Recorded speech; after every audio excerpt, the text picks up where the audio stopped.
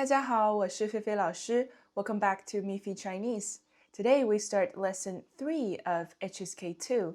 Before we dive in, my ultimate HSK companion workbook is available in the description below. Get your copy today and get the best result of your learning. Okay, let's go. First of all, let's see the objectives of this lesson. First, we will learn about how to ask about reasons. And then we have two important language points, which is complement of result and verb reduplication. Okay, these two could be a little difficult. So let's look at them together. First of all, let's see text 1. You can read after me. 今天回来这么晚啊？工作太多了，下班的时候没做完。菜都做好了，过来吃饭吧。我想休息一下，喝杯水。好的。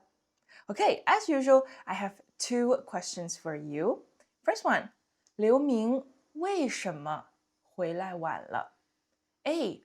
没做完工作 B. 去外边吃饭 C. 在公司休息 Okay, second one, 刘明现在要做什么？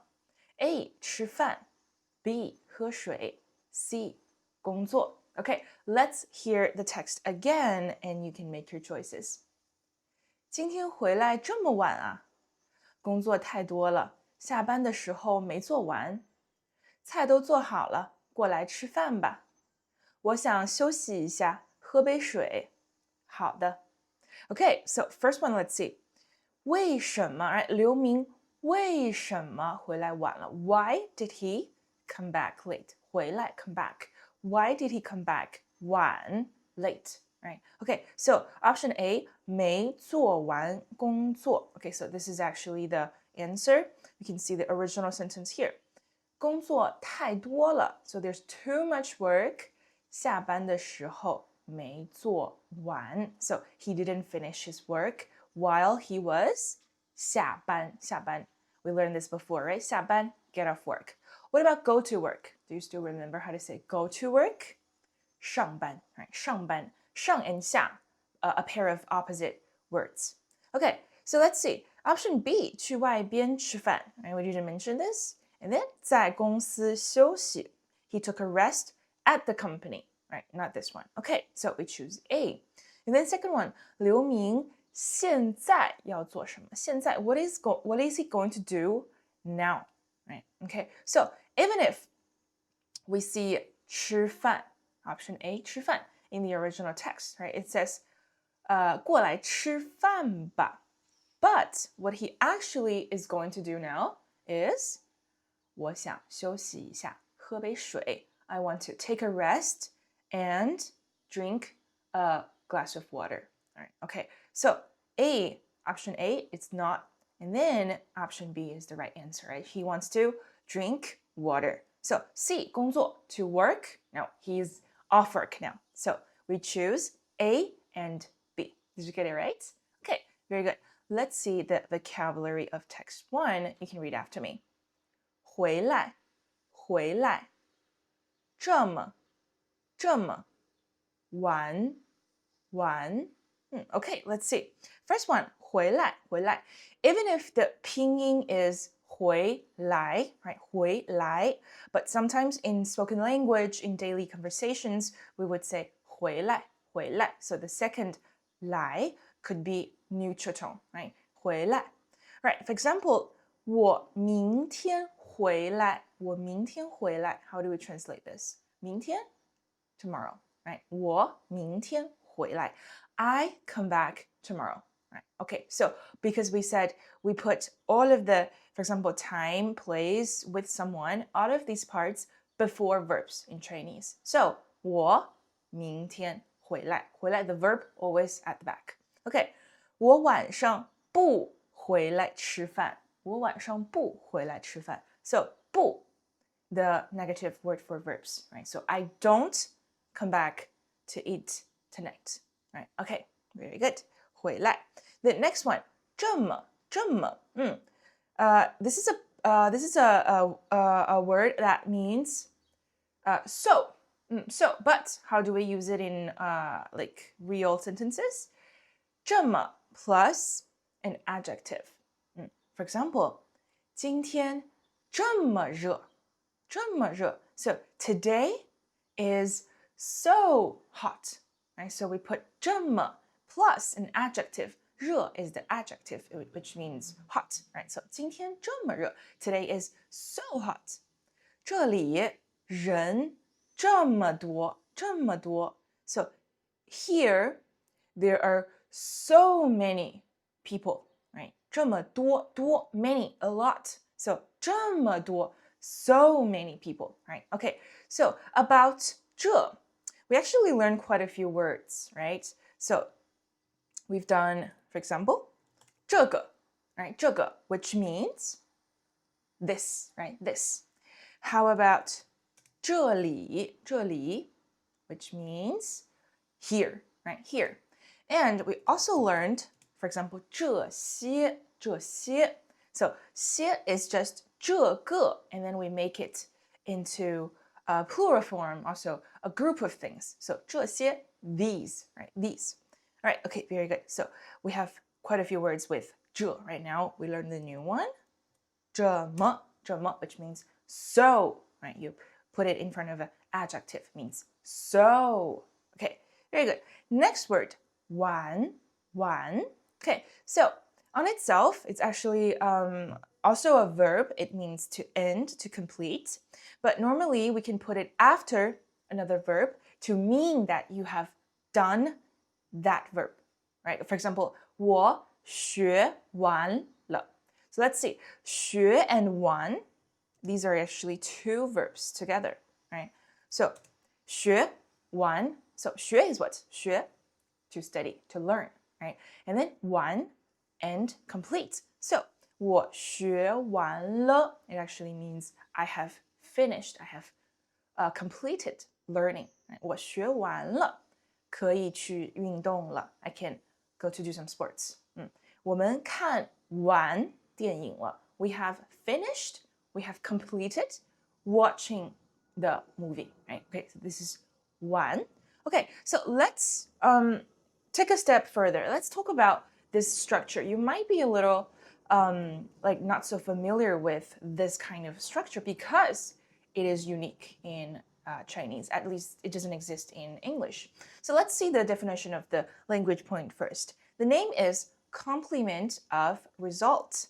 Some verbs or adjectives can be placed after a verb to indicate the result of the action. So for example, this one, 完, is exactly an example of this language point. So 完 is a verb, right? So we say some verbs, for example, 完, can be placed after a verb. So we place it after 学 to indicate the result of the action. So the result is that you have finished it, you've done, right? So 我学完了, I have done studying, I have finished studying. So let's talk about the logic behind this. Why in Chinese we have this language point? Why do we have this use of the two verbs together?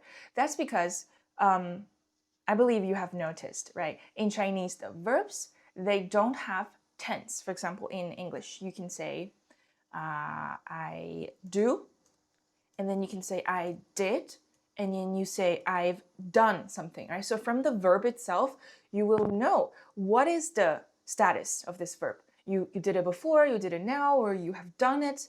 But in, for example, in Chinese, all of these three forms, we just use 做, right? If it's in the past, it's in the present or in the future, it's all just 做.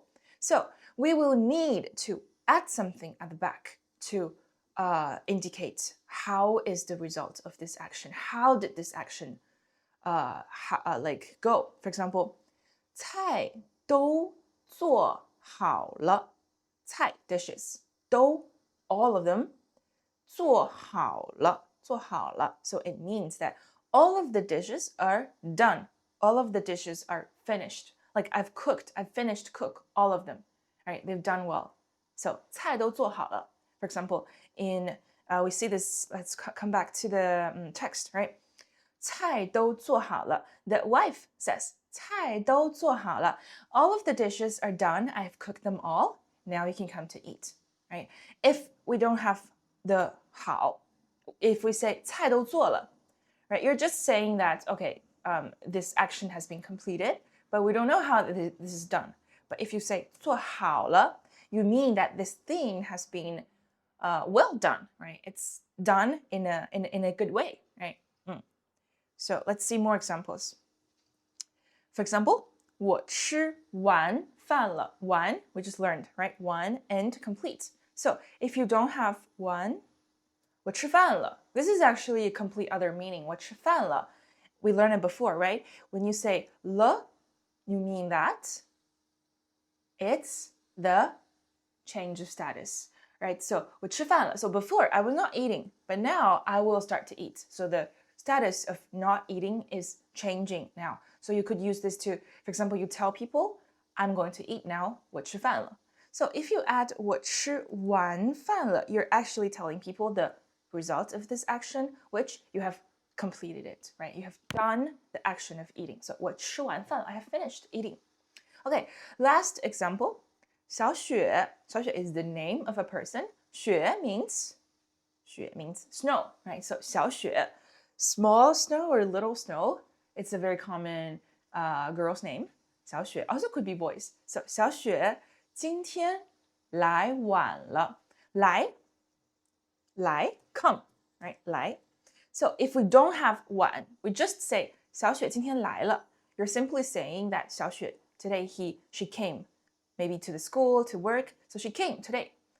But if you say 晚了, you're telling the result of this action of 来. So he came late, right? He came late. So you're adding a description of the verb, right? Okay, so this is complement of results. Okay, very good. Then let's see. If we want to say the negative form, how do we say it? The negative form is created by adding 没 or 没有, so you can omit 有 before the verb and removing 了. So for example, 我没吃完饭. I haven't finished eating. The original sentence, like if it's the positive form, 我吃完饭了, right? 我吃完饭了, 我吃完了. But we change it into negative form, so we add 没 or 没有. 我没 or 我没有. 我没有. And then we remove 了, 我没有吃完饭, right? Or 我没吃完饭. So 有 is optional. Okay, 小雪没来晚. So earlier we learned 小雪来晚了, right? So we put 没 in front of the verb, and then we remove 了. So 小雪没来晚, right? Okay, this is how we say it in a negative form. And then so now we learn positive and negative form. What about when we want to ask a question? So there are 3 types of interrogative forms. Number 1, add 了吗 at the end of the sentence. 了吗, for example, if it's the positive form, it's just 你吃完饭了, right? 你吃完饭了. Then to ask a question, we just use 了吗? 你吃完饭了吗? Also, all of the sentences right here, we can use it like this. 菜都做好了吗? 我吃完饭了吗? 小雪今天来晚了吗? Right, okay, asking questions. Second one, you can add 了没有. 了 is optional at the end of the sentence. For example, 小雪来晚了没有? 小雪来晚了没有? Or you can say 小雪来晚没有? Like, 了 is optional. Also, 菜都做好没有? Right, 菜都做好没有? 我吃完饭没有? Right, also the same thing here. 小雪来晚没有? Right, 了 optional. Okay, last one. Verb plus 没 plus verb and complement of result. What does it mean? 你学没学会? So 学 verb plus 没 plus verb again 学 and then complementive result, which is 会. What does it mean? We learned before. It means I can do something, right? But here it is the meaning that I can do something through learning. It's a learned skill. So for example, I learned to play an instrument. I learned to cook. I learned to speak Chinese, right? 我会 do something. So 你学没学会? For example, 你学没学会中文? Have you learned Chinese? Right? Do you know how to use Chinese now? Right? Or 你学没学会做饭? Have you learned how to cook now? Right? Okay, so this is this language point, right? You can do some more exercise by creating more sentences of your own of positive form, negative form, and also asking questions, right?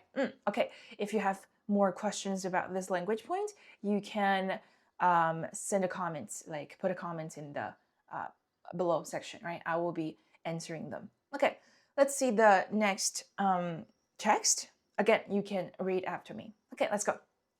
我们找个时间去旅游，怎么样？好啊，我也很想一起出去玩。你想去哪儿？我还没想好呢。那你再想一想，你想好了，我来买票。Okay, let's see. First question. 刘明想找时间做什么 ？A. 去吃饭 B. 去旅游 C. 买东西 Second one. 刘明让王一雪做什么 ？A. 去买票 B. 看一下时间 C. 想想去哪儿玩 Okay, let's hear the text again and you can make your choices. 我们找个时间去旅游怎么样？好啊，我也很想一起出去玩。你想去哪儿？我还没想好呢。那你再想一想，你想好了，我来买票。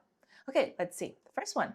刘明想找时间做什么？找时间 literally find time. So he wants to find time to 旅游. Right, 旅游, a new vocabulary we will learn very soon. 旅游, it means to travel. So we choose B, 去旅游. Okay, and then 刘明 ask 王一雪 to do what? So, 你想去哪儿？我还没想好呢。那你再想一想，你想好了，我来买票。So, 去买票, even if we see 买票, right, in the original text, which means to buy tickets, right? We learned this before. But here, 刘明 says, 我来买票, right? He will do this. So he asked 王一雪 to 想想去哪儿玩 right? 想想去哪儿玩 Think about where to go, right? So we choose B and C. Okay, very good. Let's see the vocabulary. We have only two. 一起出去 Okay, first one, 一起 it means together. It's an adverb. You put it in front of a verb. For example, 一起玩 play together. 一起 you can say 一起走 right? Walk together or go together. 一起做 do something together. Right? 一起 for example, 他们一起打篮球了。他们一起打篮球了。They play basketball together. Right? And then we have 了 so this could be something happening in the past. So they played basketball together. Okay, very good. And then next one, 明天我们一起吃饭吧。明天我们一起吃饭吧。So 一起吃饭 we eat together. So let's have a meal together. Right? And then 吧 what is 吧? A soft tone to mean a suggestion. Right? Okay, so this person is proposing to have maybe dinner, maybe lunch together tomorrow. Right? Okay, very good. 一起. And then let's see next one. 出去 to go or to get out. To go or to get out. For example, 今天天气很好，一起出去走走吧。Today the 天气 weather, right? Today the weather is very good. 一起 let's go out together to take a walk. 走, right? Take a walk. Right? 一起出去走走吧. About why we're saying 走走 twice together, don't worry, we will explain this really soon in the language point. Okay, and then 我想出去旅游. 我想出去旅游. So I want to go out to travel. So when you say 我想出去旅游, so probably you're meaning that I want to go for a trip that is far away from here, and I want to go out. And I want to go, get out of here. Okay, 出去. And then you can also say this in just like a very short sentence as a command. For example, 出去, right? You say to someone, 出去, get out, right? Go out, 出去, right? Okay, very good. By the way, about 一起, here I want to introduce you an expression that is used very often in common, like everyday language, but probably not so often you will see in textbooks, which is 在一起, 在一起. So 在 we know, right? 在. It is a indication. First of all, it's an indication of location, and it could also be meaning that you are doing something or something is happening. Here, it is means that the indication of a location, but this is not in like a physical location. It's more like a abstract meaning.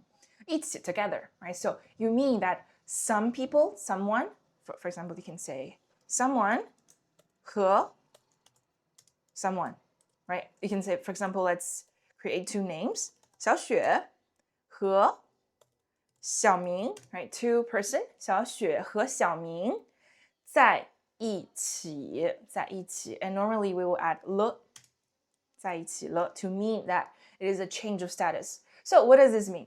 Can you make a guess? What does 小雪和小明在一起了? What does this mean? This actually means that they have entered a relationship. Now they are in a relationship. They are starting this, because we say 了, right? So it's a change of status. Now they are starting this relationship. 在一起, right? 在一起. An abstract meaning of they are together in one place now, right? So you'll hear this like quite often in everyday language. They say someone and someone, they 在一起了, right? They are in a relationship now. Okay, very good. And then let's see the language point of text 2. Let's see the name is verb reduplication. The definition is action verbs that are dynamic, repeatable, or continuous may appear in a reduplicated form. Such reduplication usually indicates brief actions, limited repetitions, or simple attempts. It conveys a relaxed and casual tone and is mostly used in spoken Chinese. Okay, it's quite long, right? But this is actually a very easy concept. First, let's see. Action verbs. So, for example, 想 is an action verb, right? 想. And then we make it into 想一想. Right? We're like repeating it. We don't say 那你在想. We say 那你在想一想. Here 想, it appears twice, right? 那你在想一想. Okay, let's see the second one first. 我有点累，现在想休息休息。休息 take a rest, right? But here we said it twice. We say 现在想休息休息。Let's see one more example. 你能过来帮忙吗？帮忙, right? 帮忙 we know, right? Help, to help someone, 帮忙. But here we say 帮忙, 帮. It appears twice, right? Why is this? First of all, let's see the structure first, and then we explain the context and how to understand it. So the reduplicated form of a monosyllabic verb is a. Here, this is e, right? This is not a hyphen. This is the Chinese character e. And that of a disyllabic verb, which like there are two hanzi in a verb, is ab. And if it's a separable verb, then it's a. So for example, 想一想. So here 想 monosyllabic verb. So even if we say it's a syllabic, like monosyllabic, but because all of the Chinese characters are monosyllabic verbs, like characters. So you can just understand it. Let's make it simple. So if the verb is with only one character, like 想, then you say it as a, e, a. So 想一想, 想一想. For example, you can also say 看. 看 is also a verb with only one 汉字. Then if we put it into this reduplication, it becomes 看一看, 看一看. And if it's a verb with two 汉字, then it's AB, AB. 我有点累，现在想休息休息. So AB, AB. The verb is just 休息, but we repeat it again. Repeat it again, right? 休息休息. Okay, and then last one. 你能过来帮忙吗？帮忙 separable verb, right? We said before, when a verb is separable, it means that you can put something in between these two 汉字. For example, you say 帮忙, you can say 帮个忙, right? 帮我一个忙. This works. But for example, like 休息, you cannot separate it, right? You cannot say 休个息,休一个息. This doesn't work, right? So if it's a separable verb, you can just put the first 汉字 into repetition. So 你能过来帮帮忙吗？帮帮忙，帮帮忙。Also, for example, an easy one, 吃饭, right? We can say 吃饭。吃饭, right? 喝酒, 喝酒, right? 吃饭, 喝酒. Okay, so now we know the structures, right? We're going to spend some time, right, to memorize these three structures. A, E, A, and A, B, A, B, and A, B. So once you understand the structure, let's understand what does it mean? Like why, in what cases we will use this language point, right? Okay, so here in the definition it says, when you want to indicate brief actions, limited repetition, or simple attempts, right? What does it mean? So, 那你再想一想, right? Just think about it, right? The context is like, just think about it, right? It's okay, don't worry. When you are ready, I'll buy the ticket, right? So this is like a brief action, right? Just think about it. It's not something that you will need a long time to do. It's just a simple attempt, right? Also, 我有点累. I'm a little bit tired.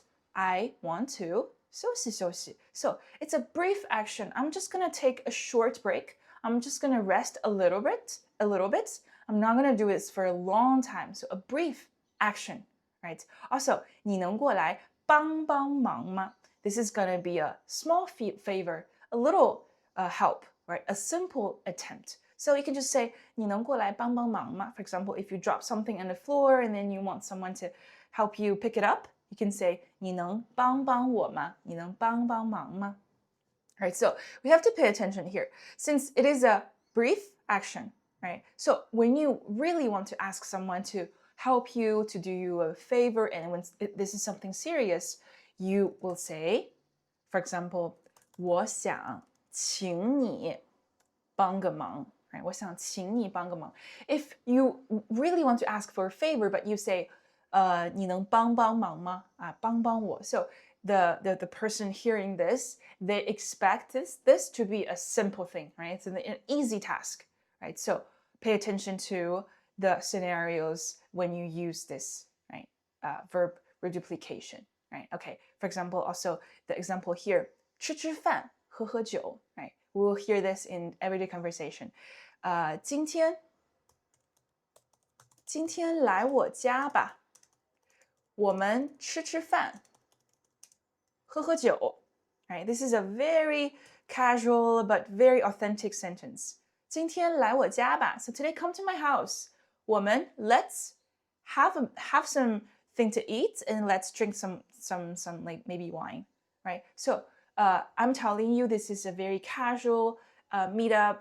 Like I'm just gonna cook something and let's have a happy, relaxed meeting. This is not something so serious. Like you don't need to prepare a lot of things. 我们吃饭，喝酒, just like a short reunion. right? Okay, so this usage, you might need to spend a bit longer time trying to understand it, trying to memorize the structure here. But when you truly understand it, and then when you truly can use it in your own sentences, it will sound really very native. It sounds like you can use Chinese really well, right? Okay, so very good. That is everything about today's lesson. As you know, my mission is to make this HSK Marathon project free and accessible for everyone. So if you found value in my videos and truly want to master what you've learned today, the best way is to pick up my ultimate HSK Companion Workbook. I've designed it following 4 scientifically efficient steps: active recall for vocabularies, formula blocks for grammar, a smart writing section to break down characters for you, and most importantly, high quality practice questions with detailed explanations to give you instant breakthrough. Grab your copy from the description below. Thank you so much for your support, and I'll see you in the next lesson.